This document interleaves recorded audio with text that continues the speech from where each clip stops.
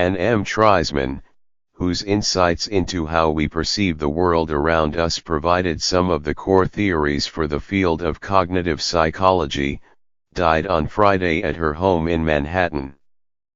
She was 82. Her daughter Deborah Treisman said the cause was a stroke after a long illness. Dr. Treisman considered a fundamental question: how does the brain make sense of the bombardment of input it is receiving and focus attention on a particular object or activity?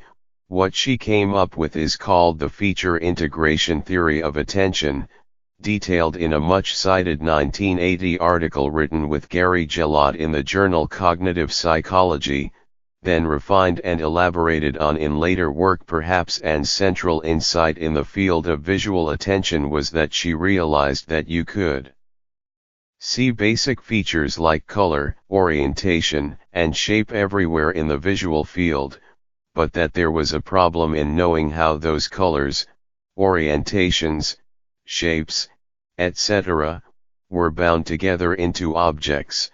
Jeremy M. Wolfe, director of the Visual Attention Lab of Harvard Medical School and Brigham and Women's Hospital, explained in an email her seminal feature integration theory.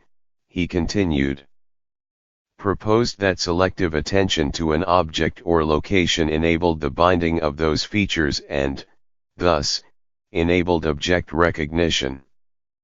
Much argument has followed, but her formulation of the problem has shaped the field for almost 4 decades. Dr. Treisman did not merely theorize about how perception works, she tested her ideas with countless experiments in which subjects were asked, for instance, to pick a particular letter out of a visual field, or to identify black digits and colored letters flashing by.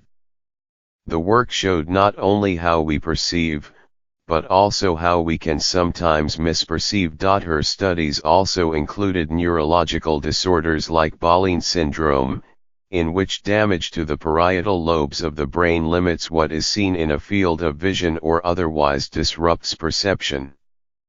Her insights into how the brain interprets have also had practical implications. Applied psychological scientists have relied on her work to help improve operations ranging from traffic signal design to airport baggage inspection. The Association for Psychological Science wrote in an online memorial. The phenomena she examined are experienced by people every day, though they don't realize it, and Treisman's major contribution was to show that basic visual properties like color and motion can be perceived over the whole visual field at once, but combinations of these properties can only be correctly perceived by inspecting each object in turn, said Nancy Kanwisher, a professor of cognitive neuroscience at the Massachusetts Institute of Technology who did her postdoctoral work under Dr. Treisman. This is why the red can opener pops out in your kitchen utensil drawer, but the stainless steel fruit peeler does not. The Association for Psychological Science called Dr. Treisman one of the world's most influential cognitive psychologists. But her career could easily have gone in an entirely different direction. Anne Marie Taylor was born on February 27, 1935, in Wakefield, England. Her father, Percy, an education administrator, was British, but her mother, the former Suzanne Turin, was French, and young and learned French before she learned English. The family was living in Kent, southeast of London, when World War II broke out. Our house was right in the path of the V-1 flying bombs heading for London. Doodlebugs, as they were called, Dr. Treisman wrote in an autobiographical sketch.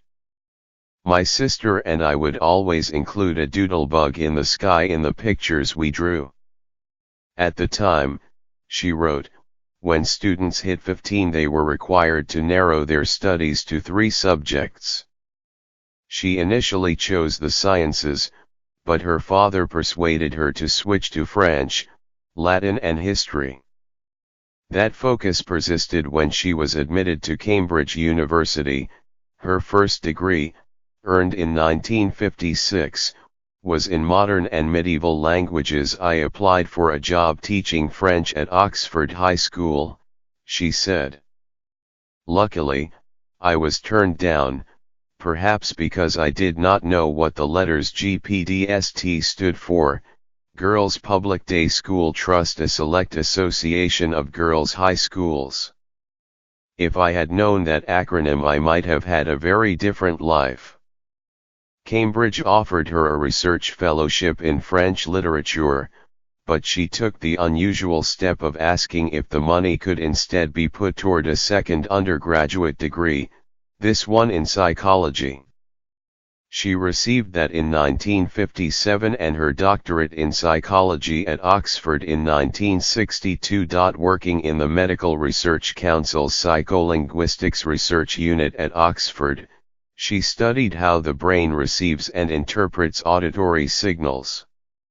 In 1966, she and her husband, Michel Treisman, whom she had married in 1960 when both were graduate students, spent a year as visiting scientists at Bell Labs in New Jersey, and she became interested in visual perception as well. That subject came to dominate her work, which she continued as a researcher and professor at the University of British Columbia, the University of California, Berkeley, and several other stops, the last of which was Princeton University, where she was a professor from 1993 until her retirement in 2010. Dr. Treisman's first marriage ended in divorce in 1976.